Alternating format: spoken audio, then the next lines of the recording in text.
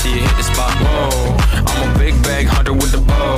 She got a big bed, never drop it low. Mama called me and she happy with the girl.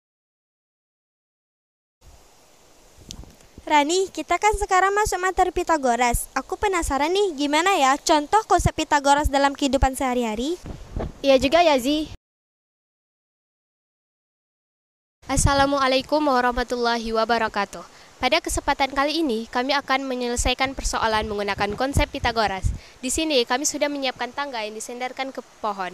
Diketahui, jarak antara ujung atas tangga dengan ujung bawah tangga adalah 153 cm, dan jarak antara ujung bawah tangga dengan ujung bawah pohon adalah 72 cm. Di sini, kita harus mencari ketinggian antara ujung atas tangga dengan ujung bawah pohon. Teman-teman, jarak antara ujung bawah tangga dengan ujung bawah pohon adalah sisi tegak atau dapat kita sebut dengan B. Dan jarak antara ujung atas tangga dengan ujung bawah tangga adalah sisi miring atau dapat kita sebut dengan C. Sedangkan jarak antara ujung atas tangga dengan ujung bawah pohon adalah sisi tegak atau dapat kita sebut dengan A. Di sini, kita harus mencari berapa nilai A menggunakan rumus Pitagoras, yaitu A pangkat 2 sama dengan C pangkat 2 dikurang B pangkat 2. Diketahui nilai C adalah 153 dan nilai B adalah 72.